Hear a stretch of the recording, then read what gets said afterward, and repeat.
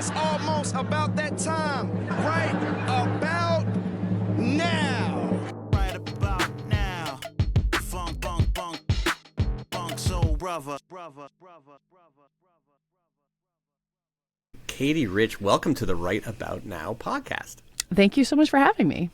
I'm so excited to have you here, a fellow Wesleyan alum. I like to pretend like I went to Wesleyan because it's You fancy did. in Connecticut College, but I did go for a year. You know where so we have- where Westco is and I Foss do. Hill and all the Mocon, important was it landmarks. Mocon Yeah, or- Mocon's yeah. long gone. Unfortunately, Oh, they that tore gone. that down. Yeah, Oh, man. things change too much over Things time. change. I have not been there in 30 years.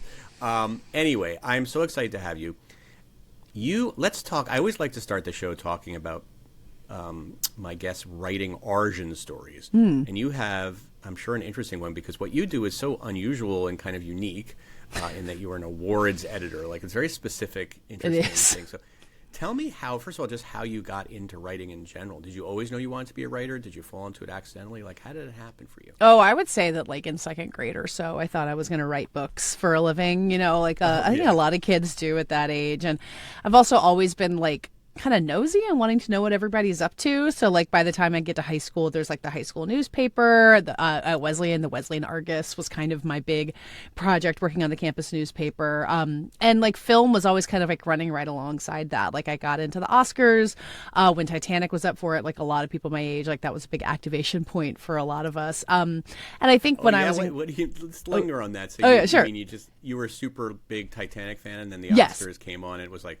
at this time I was editing this magazine called Twist magazine, which was a teen magazine. I remember Leo was just Oh, the yeah, biggest Leo thing in Mania. the It was the biggest world. thing in the world. Yeah, I mean, I was like right in the age pocket to have been big into Leo, but I like for some reason for me it was like the movie. I mean, it was just kind of a point where I realized like, movies can be something that you like and also interesting for the people who make them and how they're made. And I think if you talk to a lot of other like Oscar writer people my age, like we all stayed up late to watch the Oscars that year, and that was kind of it. And so, I go to Wesleyan and I was a film major and an English major both. So I was, in film school along with people who like have now since gone on to like literally win Oscars. And I kind of realized that making movies was not the thing that I was as good at as like writing about them. But at that point, I think I thought that like a career writing about film, like you have to be a film critic and there's like 40 film critics and then that's it. But the internet was growing at that point also. So when I graduated, I worked for a little while for a trade magazine, but I wound up writing for this kind of pop culture fan website, which were really kind of booming at that period in the 2000s. And you could be a What was blogger, it you could write called? Cinema Blend. So I spent 5 years there. It's still around. And, I was writing TV recaps. I was like writing about superhero casting news. I was just kind of writing a ton. Like, this like blogger, SEO format that is kind of gone out of style now where you just like write a 400-word post and then you move on to the next one and the next one, like This BuzzFeed is or when you wanted to get on HuffPost. Dig. You wanted to get on Yeah. Dig Oh, because God, when you- Dig. Yes, Remember God. Dig? I've not thought You about would wanna Dig in get on such them a long to- time. because you would get huge. At this time I was editing blogs. We had one called Screen Junkies. I don't know if you did.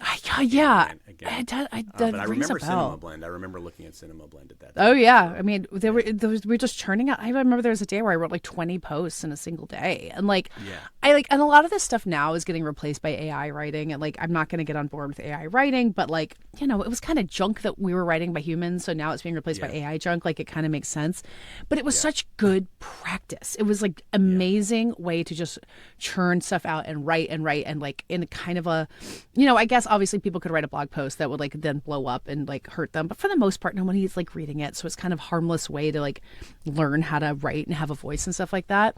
Like when I started at Vanity Fair, which was in 2013, one of my coworkers had been at Gawker and had done kind of the same thing, and we would just talk about how like it's just like work, it's like practice. It's working in the content mines, and makes you really good at filing on time, at not being too precious about Being it. fast, And I feel like it's still serving me well now that I'm not writing nearly as much. It's just like a good way to kind of get your handle on what you're doing there. So that was a long answer to your first question. No, but how did you go from Cinema Blend to Vanity Fair? That seems like a pretty big jump, right? I guess it was, yeah. I mean, all Prestige. credit to Mike Hogan, who had been an editor at Vanity Fair for a long time, had gone to Huffington Post. I kind of just met him by living in New York and going to film screenings and junkets, and that world. Like, it's not quite the same as the New York media world that I kind of like later learned was out there, but like kind of the film movie writer world was like a smaller version of that. We'd run into each other, and Mike Hogan had returned to Vanity Fair, and they were really kind of investing in their website for the first time, which is 2013. It's a little late, but I was glad to be able to be a part of it. And he knew me and knew my work, and kind of asked me to come join as the Hollywood editor on the site. Which at that point, like the VF.com, the website, and the magazine were so incredibly separate, and that line kind of started to blur over time. So yeah, thank you to Mike for making that leap possible. That's amazing. And you didn't come to New York. Did you work at Condé Nast in the city, or were you working remotely at this? Oh no, I was at 4 Times Square at first. Wow, okay. For the first year that we were there. Okay. Yeah. I was yeah. at Glamour at one time in my career. So. Oh yeah. Yes. And they had it was the last year, so I started there. Basically, 2014 was last year that Condé was in that building, and the offices, like the only offices with windows were the editor offices on the outside, and like everyone else was on the cubicles on the inside, and you didn't see the light. Yeah, the internal bullpen, they called it. Yeah, exactly. Yeah. We were in the intern pen, and by then there weren't any interns anymore. So it was just like me and the other web writers. They're like, we don't know where to put you, just go here. And then we moved into One World Trade. So I left New York in 2017. So I worked in that office for a couple of years before I left. And it was interesting. You were sort of in that transition between the print and the web world, and I was maybe like 10 years before that, where the web existed. When I was in print, like at Glamour and stuff, but it was like those were like the stepchildren that we didn't really understand, right? Mm-hmm. And then eventually they ran the place. Right? Yeah, well, and there was just so much of like, oh, we don't have space for this, let's like put it on the web, or like let's do this favor to this person, and like we'll just like run a web story on it and cover their like shoe opening or whatever it was. The web was just considered this kind of like infinite space where you could put whatever you wanted. But again, like people, when I got to VF, like the website was still pretty small. Like people got to write really fun, funny, bloggy stuff, like really try out their voices, like kind of start to redefine it. Like I think Vanity Fair really had this kind of old prestige that it like had to maintain. So you didn't want anything on the website to kind of feel too voicey or too weird for that. But there was an interesting way to like shift the magazine toward a more modern stance through that stuff happening on the website that like technically nobody was paying attention to, but I do think it eventually happened over time. Now, did you suddenly have access to people that you didn't have access to when you were working at Cinema Blend or some of the other places? Because it's like you could say, I'm calling from Vanity Fair, and then all of a sudden everybody's like, it has that reputation and name. Did it change for you a little bit? Yeah, and it would, if it was going to go in print, it was such a huge difference. So like eventually I was working on print stories, and we did some of these standalone like awards focused editions of the magazine. They're not like the you know what an SIP is, that the magazine thing for like the things you see in the checkout aisle, like so these were special standalone issues, but they only went to awards voters, and we launched those in 2017 I think for the first time. And the first one we did, like I think everyone was like, oh, it's print Vanity Fair, we'll do whatever you want. Like I got Ridley Scott on the phone to talk about his movie All the Money in the World, that remember Kevin Spacey had been in it, and then they edited him out of it and replaced him with Christopher Plummer. So like Ridley Scott got on the phone to talk about it, which like is just not something that would normally happen. So yes, like I think like Vanity Fair name would get you access to a lot of people. The website would still be a lot of like I don't know. There are some people who are like, going to be cover only and who are going to be impossible to get. And I do think that period in the 2010s is when huge stars like Beyonce just like don't give interviews anymore. Like you start getting a lot of that. But I'm operating in like a slightly lower level of it. So you get people who are going to do publicity rounds, and you can get just about anybody if you've got the right, thing you want to dangle in front of them, which is pretty nice. I think I got in with Beyonce in the year 2000, probably the last interview she ever gave. But she was still in, my God, why can't I think of her group? Destiny's Child. Destiny's Child. So she wasn't quite Beyonce yet, but she was Beyonce. But she was I mean, lovely. That like the interesting evolution of social media, which is not something I'm an expert in, but this idea of being like, I'll just use social media to get across whatever I want, and like in some ways we've realized how limited that is, and then in some ways there's people like Beyonce or Rihanna or like Taylor Swift even, like she was still doing magazine cover story interviews for Vanity Fair when I started there. I don't think she would do that now. It's interesting the way they've managed to change that access. All right, so you have managed to really make a career out of this expertise you have in awards shows, and every year you kind of hear these stories. Oh, award shows are like they're dinosaurs, and ratings are down or whatever. But they keep coming out and they keep happening, and they don't seem to be going away. What do you think it is that keeps them going? Like, what is it? First of all, that you like so much about award shows because you obviously love them. Yeah. I would hope, or maybe you hate them. No, I do. I You can't wake up help every it. day hating awards shows. But what is it, for first of all, for you that has always kind of sparked your interest in that particular genre? Yeah, I mean, they're incredibly strange. They are dinosaurs in this weird way. And, every year they being like, oh, the Oscar ratings are nothing compared to what they were in 1995. Like, of Exactly. course they're not. Like, television is completely different from what it used to be. But the Oscars in particular, they are this, like, long ribbon of history that runs back to the silent era. Like, the Best Actress trophy has been given out to Norma Shearer and now Emma Stone. And, like, that is a thing that connects history. Like, the Oscars have lasted a long time. They've kept really high standards for themselves. The members of the Academy is still a relatively small group, and it's kind of this yearbook of what the year is. And sometimes it's good. Sometimes you get Oppenheimer, which was like one of the biggest movies of last year, a really big symbol for what Hollywood can do well, a really big success story. Sometimes that's the Best Picture winner and it makes sense. Sometimes it's Green Book and it beats out Black Panther and it doesn't make any sense, and that's something you have to live with. And I find that push and pull between knowing that, knowing the history you're trying to make, trying to get it right, and Hollywood being made up of people with their own agendas and their own ideas. And sometimes there's a backlash, this idea of like, everyone thinks I should vote for this, but I want to vote for that. And you can spend all day trying to talk to Oscar voters and maybe get 100 people. And that still is just a tiny fraction of the Academy. You never really know what's going to happen. We're talking now as, less than a week before the Oscars. I sort of think I know what's going to win Best Picture, but I don't think anybody really does. Talk about that. And I find I that sort of think I do fascinating. too, but we'll talk about that. Yeah, I mean, I there's like the kinda history of there's it that in a whole- drama. There's the kind of drama of, who's going to win and who got snubbed, and there's all Yeah. that every year is interesting. Then there's a sort of just the pageantry of the Oscars itself, right? People still like to see and hate. They have a love-hate relationship of seeing their favorite celebrities, all dressed up in their gowns and tuxedos, etc. Right? There's something about that. Like the glamour still, like even in 2025, is still a thing. Yeah, and seeing them sitting next to each other, the year that Ellen DeGeneres hosted and did the selfie, which like at the time was very novel, and it got like the most Twitter likes, whatever, it all feels like ancient language now. But I thought that was such a brilliant way to take advantage of the thing the Oscars do that almost no one else does, which you have all these really, really famous people in one room together, and like you can have them all kind of jump in for a photo.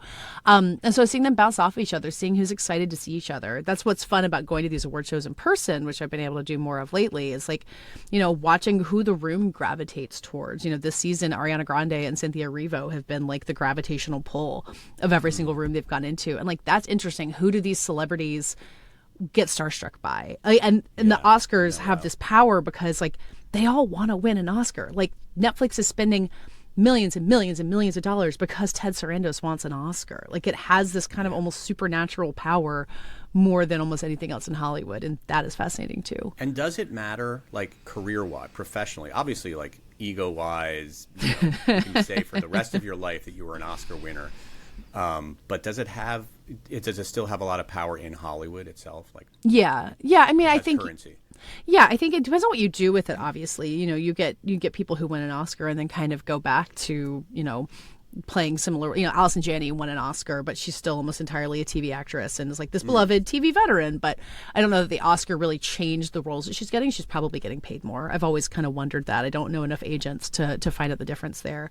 But I think you think about someone like Emma Stone, who had been known as like a comedic actress for Superbad or Easy A or something like that. She wins our Oscar for La La Land, and not only is she like getting more prestigious roles, she's building this relationship with Yorgos Lanthimos and making these fascinating movies. But she's producing movies. She produced A Real Pain. Like, if you play it right, if you have that prestige, if you can change the way that people see you, you can really seize that power. And she's done a pretty incredible job of it over the 10 years since she won her first Oscar.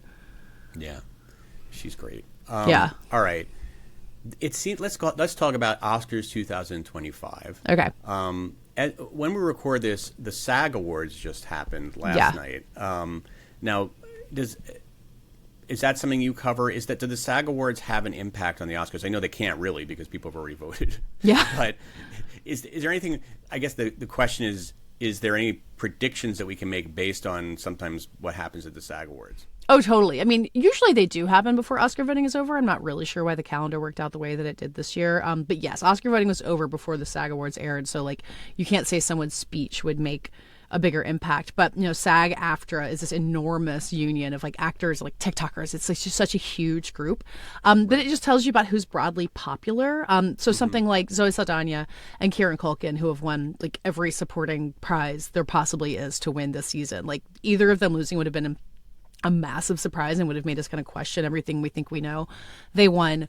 They're going to win the Oscar. Like that much is known. I think Demi Moore had been in an interesting position where, Best Actress felt really wide open for a long time. And then she won the Golden Globe and gave this great speech. Everyone's like, oh, yeah, she should just win. Like that makes sense. Like some years that happens, it just kind of clicks into place.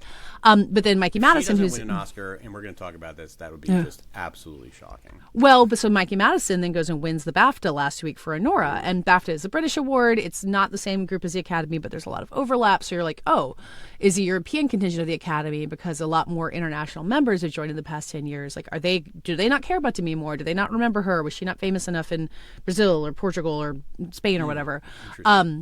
But so Demi Moore winning with SAG-AFTRA, like, The Substance is a weird, wild Best Picture nominee. Like it is not very polarizing. It's not Oscar. Of course, it's polar. I think it wants to be. It's not Oscar bait. So for Demi Moore to win with that huge group and yet again give a great speech, and that a narrative matters so much. So that kind of win with that kind of group kind of says like, okay, the narrative is working. And I agree with you. I think that she will win the Oscar. But I think if Mikey Madison had won and like Anora, there's been kind of this question of like how popular is it? That would have told us it was a lot more popular, and then we'd have more of a real race on our hands for Best Actress, I think. Right. All right. Let's talk about this year's Oscars in terms of, it feels like this is a more controversial Oscars maybe than maybe ever just before. Because of one film or one person. Maybe it's one film. But maybe people don't really know this if they're not really like regular readers of entertainment publications and listen to your podcast, etc. But tell me a little bit about what's going on with Amelia Perez. Yeah, I mean, I do like specifically with. Garrett, go ahead, Casey. Oh, I mean, I think every year, like, so in the world of people who write about the Oscars, which is small and insular, but there's a lot of money and for your consideration as, which is why it keeps going. There's a question every year of like, okay, this is a scandal we know about, but like, do regular people care about it? Right. But I do remember like my neighbor came over like in January at some point and was like, so what's the deal with Amelia Perez? I was like, it's broken through. It's gone mainstream. Regular people care about this. Yeah, I had a friend who works on Oscar campaigns say it's like, it's when it hits the real news that you worry about it. And Amelia Perez definitely hit the real news. For those, maybe the 5 people listening to this who don't know what the scandal is. Well, there's a few scandals around it, but talk specifically about Carla Sofia Gascon. Yeah. So she's the star of Amelia Perez, which is a French movie set in Mexico. It was a hit at Cannes last year where Netflix picked it up. So Netflix has limitless cash, more or less, when it comes to these Oscar campaigns. So they're pushing this movie really, really hard. And Carla Sofia Gascon is a Spanish actress, works in Mexico, got cast in this movie, became the first openly trans actress ever nominated for an Oscar, like a really genuinely big deal. That's a huge amount of representation. We're obviously in this time where trans rights are being hugely threatened in the U.S. It's a really great thing that you want to be able to get behind. And it was a huge part of how Netflix was pushing Amelia Perez, which is, again, also kind of a weird movie. It's like very French in this way where you're like, none of this like totally holds together the way I expect it to. But just break out into song. And yeah, and like, people who speak Spanish think like some of the Spanish accents are really wonky. I think Carla Sofia Gascon being the accent because she is Spanish. So I don't think she was ever likely to win, but she was kind of the symbol of how this movie could like stand for something about being your true self and, for this odd movie to have a message. And then a journalist named Sarah Hagi goes and, just searches Gascon's old tweets for the word Muslim, basically, and found some really, really racist, Islamophobic, like terrible stuff. And not just like 1 or 2 tweets, like a lot of them, like terrible political cartoons. Like one of them mentioned Hitler, which is just like, as soon as that happens, you gotta go. Like you can't, as soon as Hitler gets involved, you've lost. So it's not only that, those came up as that, George Floyd, there was, George. She really was like, and like some of them you get the sense that there's like sarcasm at play, or she's like trying to make like a joke or trying to like adopt the point of view of someone she doesn't agree with, but like it's hard in translation. I'm not sure it really played that well in the first place. It's all bad. So she puts out a brief apology via Netflix for it, but then like kind of keeps going on an apology on a non-apology tour, on a like, I'm sorry if you were offended, but actually I'm the one who's being victimized here series of interviews, which is where it really started to fall apart. And I think it's not just that, one actress in one movie had some bad opinions, which is one thing, but she was kind of the plank holding up the whole like meaning of the movie as an Oscar movie. So you've got Zoe Saldana, who's the co-star in that movie, who I think she's really the lead. Like she's kind of the heart of the movie. She's in supporting actress. I think she's still going to win her Oscar by kind of sidestepping all of that. But it made the whole campaign fall apart because it like, the whole history making aspect of it, that's not the history making trans actors you want to get behind. And so it's been really interesting to watch how much that kind of became a house of cards that crumbled. Yeah, it's kind of like a presidential election being thrown, a candidate being thrown, you have to completely change the script suddenly, and it's very hard to change the script when there's one story that everybody wants to tell. Yeah, and they were already, like, a lot of trans critics and audiences had criticized the movie already for like not really being that like true to the trans experience and not really having that much to say, and like Mexican audiences got really mad about it, which like you like imagine like a movie being set in your hometown all made by people from Canada and you're like, no, you didn't get any of this right, like you don't blame them for it. Right. So it really just kind of it exposed the fault lines in that movie in this really fascinating way that like for one person's old tweets to be able to do that is really interesting. It's pretty interesting. And yet I have to say, just on its face, like I really liked that movie. I thought that was such an interesting. I like it. I don't. Yeah, I think you didn't love it. Like if you watch this movie as like, oh, this really interesting French experiment, and it's got Selena Gomez and Zoe Saldana like really going for it. Like it doesn't all hang together, but it's like really interesting. I think you would receive it differently. Being presented as this Netflix juggernaut, like this is the movie that will like solve trans rights. I think that's when people are like, no, that's not what this movie is. They shouldn't have done that. Honestly, I went in with such low expectations because it wouldn't be like a kind of movie that I would be super excited to watch. And like, I guess I'm not a big French film auteur or fan, but when I saw that movie and just kind of like I just watched it on I watched it on the screen, like I didn't even go to the films to see it or the movie theater. I just saw it on a screener. And I was like, wow, I like this a lot more than I thought it was. It has played so well with audiences. Like the Toronto Film Festival in September, like it has an audience award that's like often a kind of a guarantee of getting a Best Picture nomination. It came in second there. Like it has played well with people. Yeah. But I do think the minute you're told that it's like, some big, bold statement on whatever, you're going to meet it in a different way. So, yeah, it's really hard for a movie to stand up to being like Netflix's huge contender because they just, blast everybody with it. And, Maestro, same thing. Like Maestro, like couldn't handle it. And yet again, Netflix will not win Best Picture. But even though they have spent the most money of anybody probably to try to do so. Maybe they're going to learn a lesson. Let's just let it kind of... let's just be chill. Yeah, let's just be chill. I don't know. Netflix chill. Yeah, exactly. Not going to happen. Are there any other maybe a little bit more inside baseball controversies? I was doing some research and looking at some articles. Some people have talked about what's called category fraud. Oh, sure. Maybe that's every year. But this year, it seemed like there's some category. Can you explain a little bit about what that is? Yeah, it's mostly just like if you have two actors from a movie who might both be competing in lead, you put one of them into supporting just so you can spread your wealth. Right. The last time two actors from the same movie got a lead nomination was in Thelma and Louise for Gina Davis and Susan Sarandon, and neither of them won a while ago. Because like Wicked being a huge example, you've got really two leads, but they put Ariana Grande in supporting so that they can both get nominations, which absolutely worked. A Real Pain with Jesse Eisenberg and Kieran Culkin is also kind of a two-hander. The movie starts on Kieran Culkin, ends on Kieran Culkin. He's put into supporting. Jesse Eisenberg's put into lead. He keeps winning. He won last night. And he keeps winning. Yes. This is the thing, is when you category fraud somebody, often they will wind up winning because it's such a big dynamic role. Christoph Waltz in Inglourious Bastards, I think he won lead actor at Cannes for his performance. And that movie is huge. It's got so many people in it, like kind of everyone is supporting. But then he goes and like steamrolls everybody in the Best Supporting Actor Oscar category, again, because it's such a huge performance.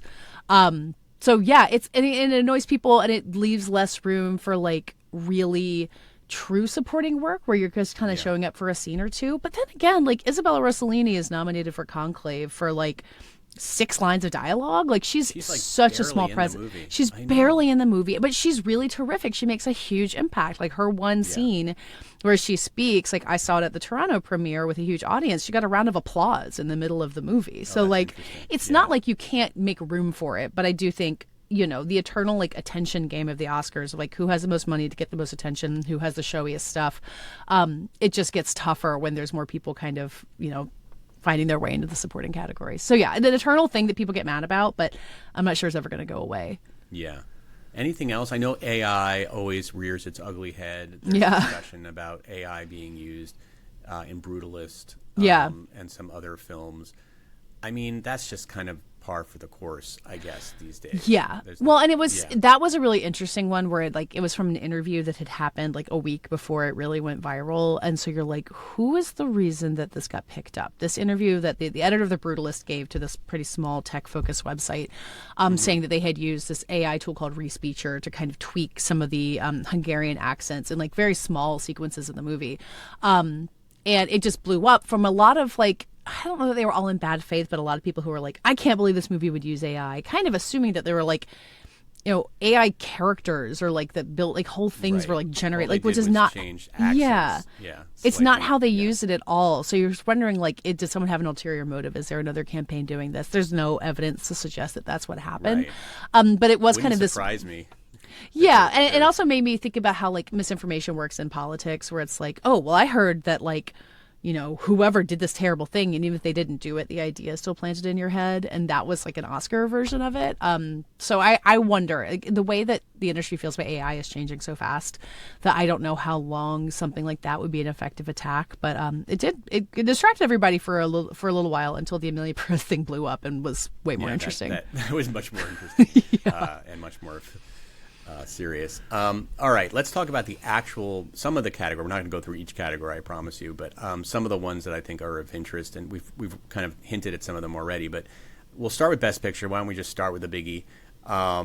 First of all, do you have a favorite movie? Are you even allowed to say? Do you have yeah. Well, I don't know if there's any Oscar punditry guild rules. Probably should be. Right, I love The Brutalist. Like I saw that movie at a festival. Like really sat with it. Like the first act of it, has an intermission break. Is magnificent. Like the second act it's like falters a little bit, but it's kind of on purpose. It's such a big, ambitious swing. It looks unbelievable for how little money they made it for. Beautiful movie, yeah. Yeah, I love an epic. Like I love Lawrence of Arabia, which also kind of is a letdown in the second act when you think about it. So I was such a fan of it.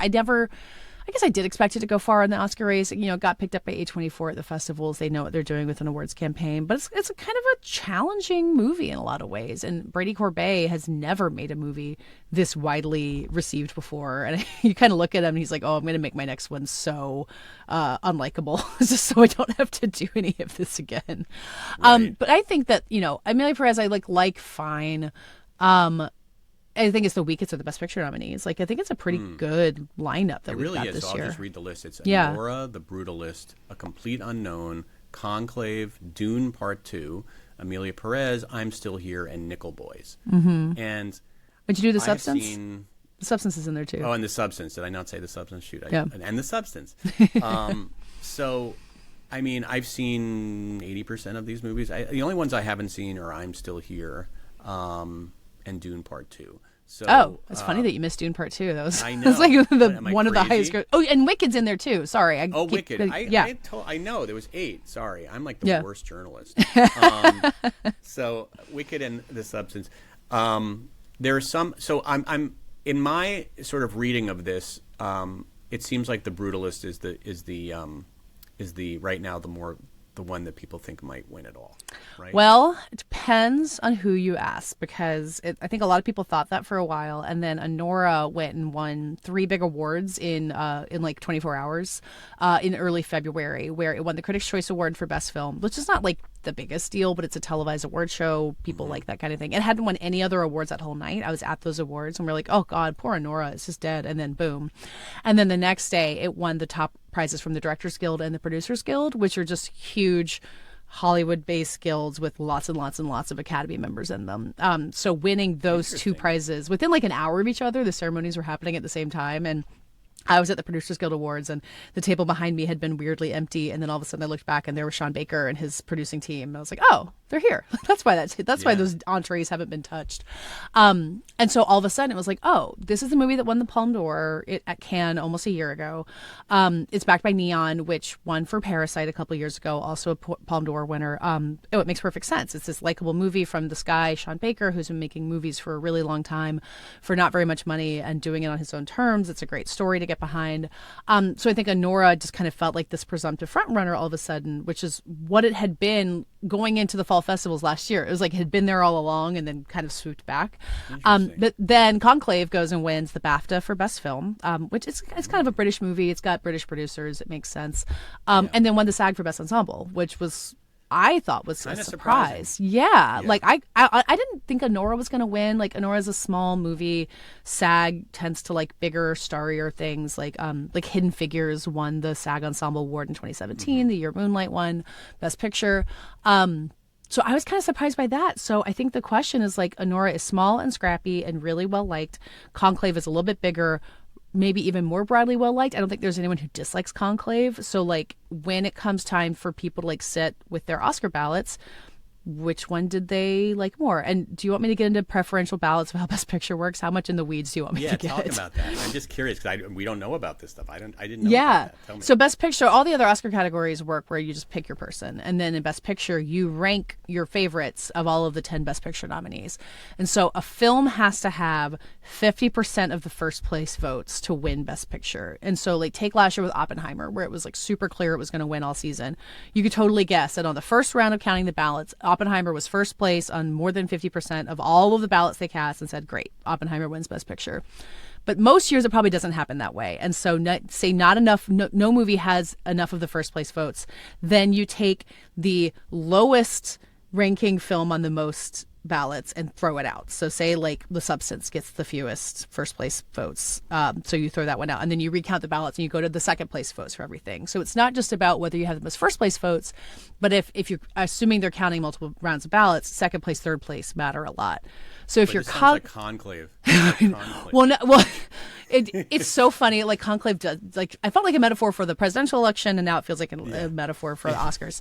Right. So that's where being really well liked really counts. So like a movie like Coda a couple years ago, which was like small but really well liked and really charming, was up against Power the Dog, which is a much pricklier movie. So imagine people not just putting Power the Dog first on their votes, but like last, like they don't like it that much. And so the question is like, is Anora like spiky and challenging to the point that it's not going to have enough of those second, third place votes in addition to all the first places to make it through? That's interesting. And I don't know. I don't know the answer. Yeah, that's a tough one because it's like it is kind of strange to put Anora and The Brutalist in the same category in some ways. There's such different types of films. I loved Anora, right? But full disclaimer, I think I liked Anora more than I liked The Brutalist. I'm probably the only person. Anora's a great movie. Truly great. It is a great. I've actually seen it twice, which is I never see movies twice. I didn't see it twice. I saw it twice. The first time it was my mom said, "Hey, there's this movie called Anora. I hear it's great. Let's go see it in Lincoln Center." So we went, and that is not a movie you want to see with your mother. I didn't know. No. I didn't know anything about it. No, so you guys should have gone to Conclave. The first half hour, I just wanted to like hide under my chair. Then I wanted to take my wife, and we actually went to a screening in L.A. and Mikey Madison spoke at the end of that one. And wait, is that the one where the moderator didn't show, so she just did it all herself? I heard about this one. Okay, really? yeah, That's great. I know. Like what a feat. Oh my God, that's hard. No, the moderator was there. This was the Producers Guild screening, and and then you see Mikey Madison in person, and you see her in real life compared to that character, and it's astonishing. It's astonishing. Yeah. So then you're like, this is like a true actress, like that she could completely transform herself like that, and she's such a sweetheart, and like she just isn't that character. At least, I mean, I don't know her obviously, but she doesn't feel like she's that character. No, I think it seems pretty clear. Like No. She's like one of these people who looks different every time I see. Yeah. Like she just looks like. Well, and she's like 25. She's got such a huge career ahead of her. Like it's such a Star is Born performance. That she's going to win because I feel like the Academy takes that into consideration. Like Mikey Madison is going to be around for a long time. And I mean, I think it's time to give it. The ingenues would win the Oscars a lot in like the 2000s. Like Jennifer Lawrence, the last one. I might like, or Brie Emma Larson maybe in Stone. 20. Yeah, Emma Yeah. Stone, yeah. So like maybe like 10 years ago, but I just like more recently the trends have been toward Frances McDormand, Olivia Colman, Michelle Yeoh, like veterans, Yeah. people who have been doing this a long time. And I think that reflects honestly probably like fewer gross old men voting for the Oscars, like just for who they think is hot. I don't think that's a small factor in that. But also just the sensibilities, like women who are able to kind of push their projects forward, who are, you know, like Emma Stone, like was a producer on Poor Things, you know, like these people are kind of helping get their movies made. And Demi Moore is a name that made The Substance possible. And like I was saying before, has that incredible narrative that I think a lot of people want to get behind. Yeah, so I'm gonna we'll skip over Best Actress because I think, you know, it's pretty clear that Demi Moore is gonna get it. I mean, are there any? So it's a Mikey Madison just because of there's been some recent. She's been getting some recent attention. Well, I would also throw in Fernanda Torres for I'm Still Here, which okay. I know you said that's one you haven't seen. It's really terrific. It's I can't wait to see it. I'm dying to see it. The Brazilian film from Walter Salles. Fernanda Torres' mother, Fernanda Montenegro, was in a previous Walter Salles movie, became the first Brazilian actress ever nominated for an Oscar, and now her daughter is the second, which is pretty cool. And it's about like life under a military dictatorship in Brazil in the 70s, and about this kind of left-leaning family that is affected by the government, but kind of trying to just like keep living and, you know, having a good life and doing the right thing, which I think is really timely. I think anyone who sees it right now feels kind of hit in the heart by it in a way that like even I didn't when I first saw it in the fall. And there's, you know, huge international contingent in the Academy. That movie is well liked by the people who do see it. If you're ever on social media, the Brazilians are just everywhere. Like on the live stream of the Oscar nominations, the YouTube comments were just Brazilian flag one after another. All those people aren't Oscar voters, obviously. But, you know, I'm Still Here got that Best Picture nomination that I don't think a lot of people expected. So it's obviously really well liked. So I don't know. I don't think it's going to happen, but she's there as a potential spoiler for sure. One thing that feels different to me now, and this has probably been for the last 5 years or so, but it's a movie like that would have just been in like the best foreign film category, but like you wouldn't have had the actress be in the best, you know, like I feel like there's a real internationalization of the true internationalizations of the movie business. Yeah, well, and it's the Academy itself specifically. You know, the Oscars So White scandal from about a decade ago, like really did change the Academy. They have actively brought in new members, more international members, younger members.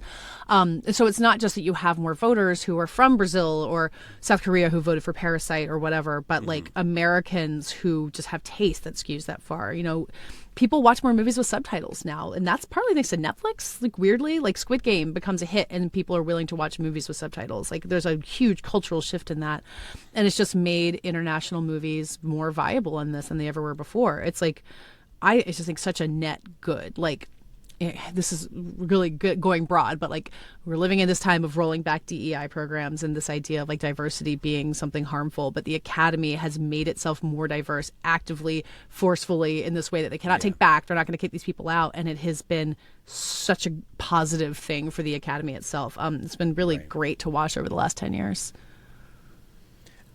Best Actor. We've talked about Best Actor. Let's talk about Best Actress. We got Adrian Brody for The Brutalist. I hope I didn't leave something off here. Timothée Chalamet for A Complete Unknown. Coleman Domingo for Sing Sing, a movie I did not see, but I think it sounds great. It's and you can watch it at home now. It's really good. I hope more people see it. Awesome. Ralph Fiennes for Conclave and Sebastian Stan for The Apprentice. Yeah. Now, last night at the SAG Awards, Timothée Chalamet won, right? And he made a great speech about, or maybe it was an interesting speech about. It's a little rambly. It was a little rambly about how he wants to be great. And by the way, Timothy, the mic, it can pick you up. You don't have to lean over. Like, the mic can pick you up. I have to be careful here because I produce the SAG after podcast, so I'm actually they're a client of mine, so I love SAG. So everything SAG I love. Yeah. I've read that Adrian Brody is a big contender for this one. But then you have a few dark horses. Ralph Fiennes gave an absolutely unbelievable performance. He always does. In Conclave.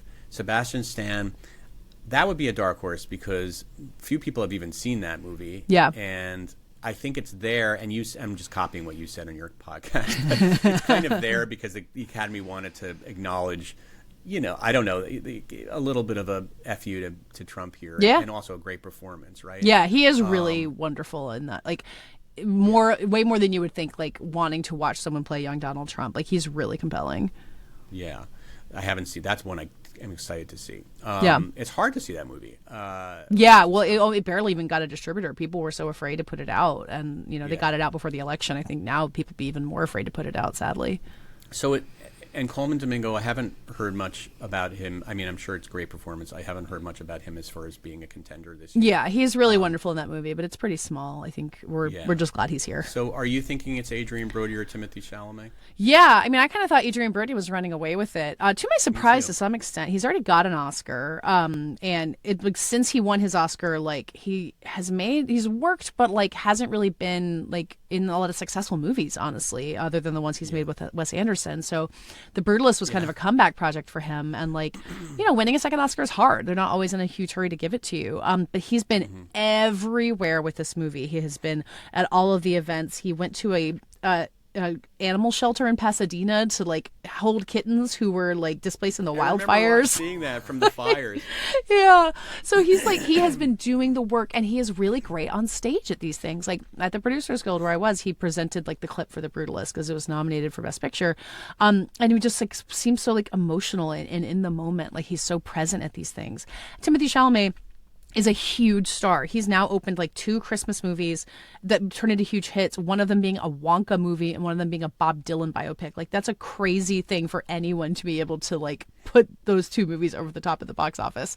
And but he hasn't been working the rooms in LA the same way that Adrian Brody has, which should not be what makes a difference. And I think given how international the Academy is, might not make the same difference that it would have 10 or 20 years ago. And which I think is how you wind up winning at SAG, because that's just a huge group who aren't all going to be at those cocktail receptions that they do.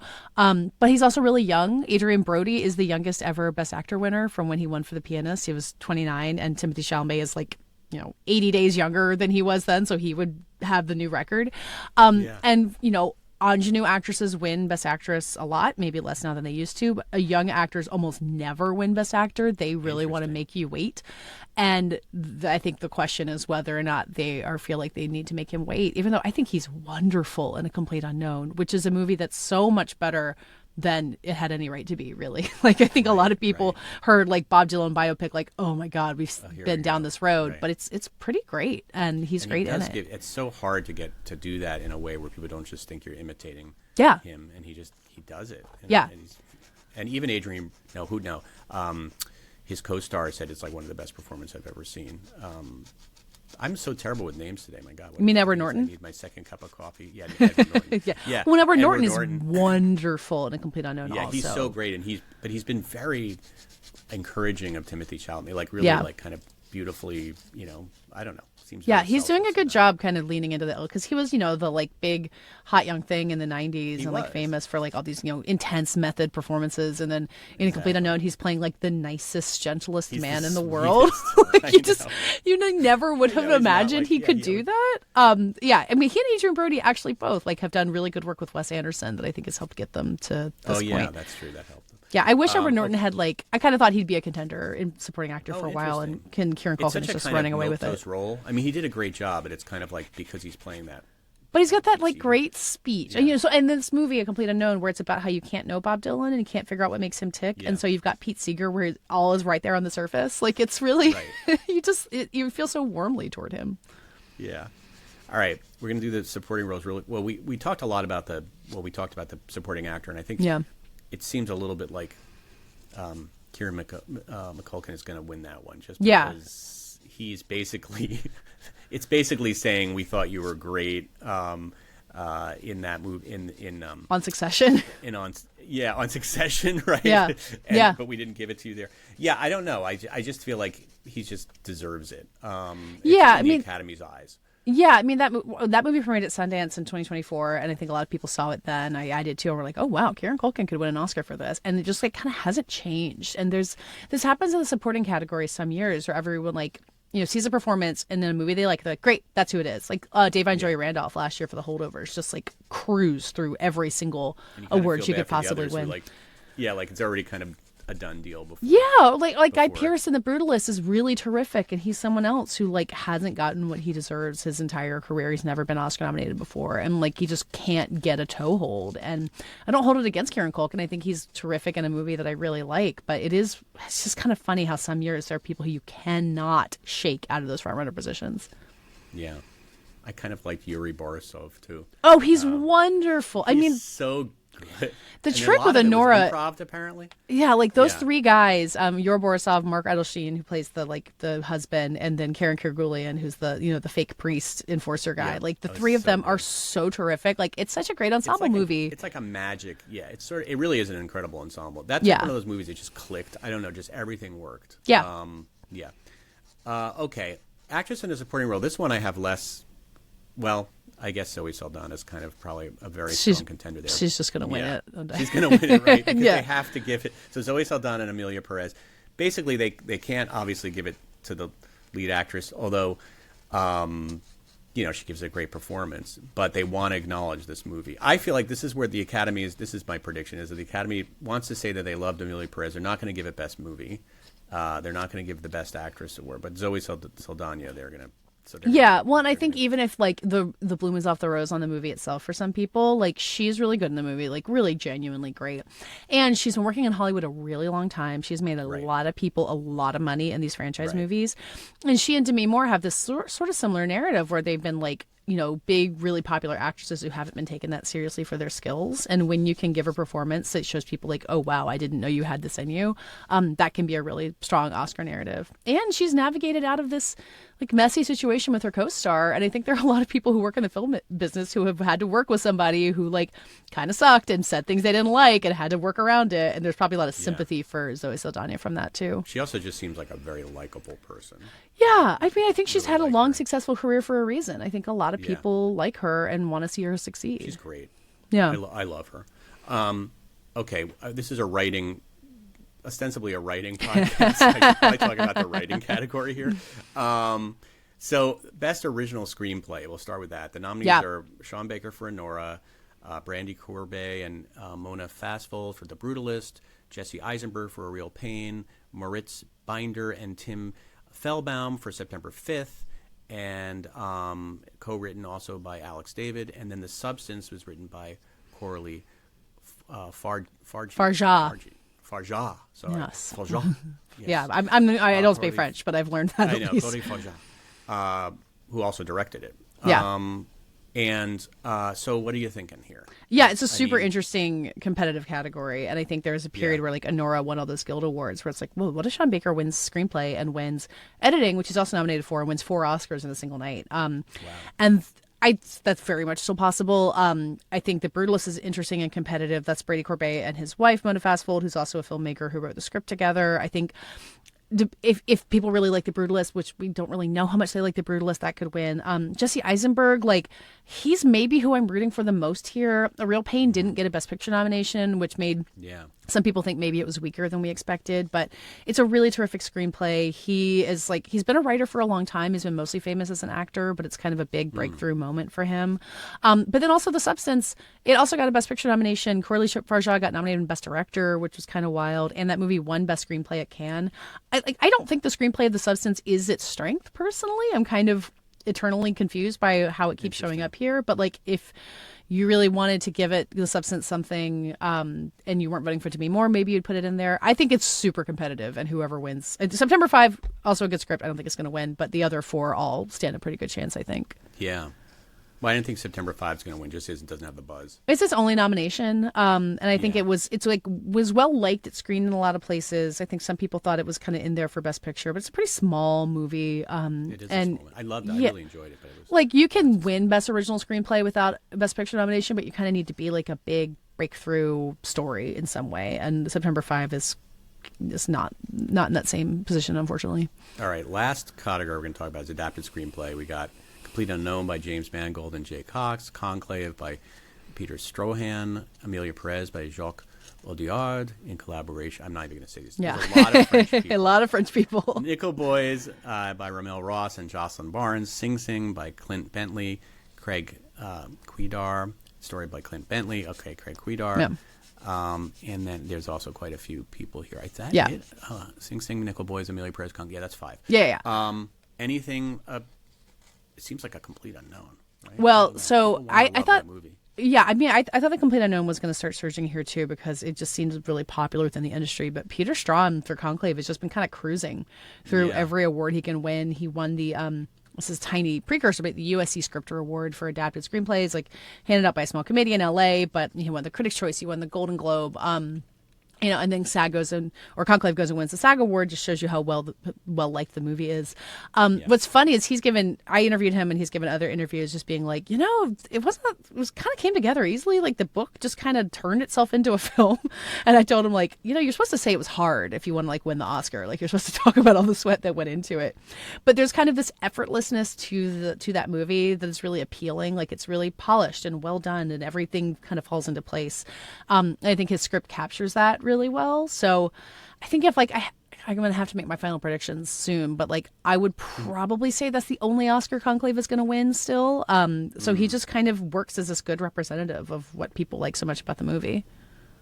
I mean, I have to say, Conclave is another movie I had very low expectations going in. I didn't know much about it. Now I know much more about it. But a movie about how the Pope is, elected. Yeah, I would just be like, ugh, that sounds like a snore, and it was really good. Yep. It's like surprisingly good. I read the book over the summer. I usually in the summer I go to the beach with my family and try to read the books that are going to turn into movies. Like I read Nickel Boys over the summer. Oh, interesting. And reading Conclave on the beach was just like a time of my life. Like what a great time. So, I mean, the movie is so close to the book that I don't know. I would tell you to like go pick up the book now, but yes, it makes perfect sense that book would make a movie that's this fun.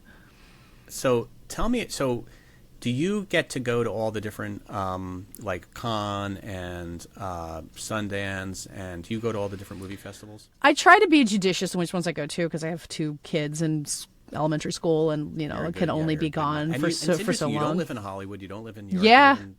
You live in South Carolina? I live in North Carolina, in Durham, North Carolina.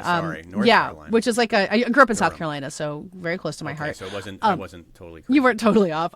No, I moved when I had my first kid. I left New York and moved to North Carolina, and have kind of made it work remotely since then. When I was at Vanity Fair and now at the Ankler, and just kind of like balance the travel and go back and forth for what's important. I go to LA a lot now. And then kind of get to come home and like live my normal life and record podcasts in my closet, which works really nicely. That's amazing. I want your life. I will see. I'm pulling it off for now. I always keep wondering when someone's going to force me to move. So if anyone's listening, don't make me move. That people might not know about that are on the film circuit that you're excited about. That like, oh my god. Ooh, like now, like that haven't come out yet, or like in this. Oh god. Well, the problem is like you cram everything in for Oscar season, and there's still Oscar nominees I haven't seen, which I'm like trying to work on. But I did virtual Sundance this year, so I saw some of the titles that were big. It was really a quiet Sundance this year. So the film Train Dreams was one of the only big pickups from Sundance. Netflix picked it up, and it's directed. It's the same guys who made Sing Sing, Clint Bentley and Greg Cuidar, teamed up for this one. Oh God, now Greg Cuidar directed Sing Sing, so I think Clint Bentley directed Train Dreams. They kind of like toggle back and forth, and they write together. And it's really beautiful and well done, kind of like set in the Old West, but not really a Western.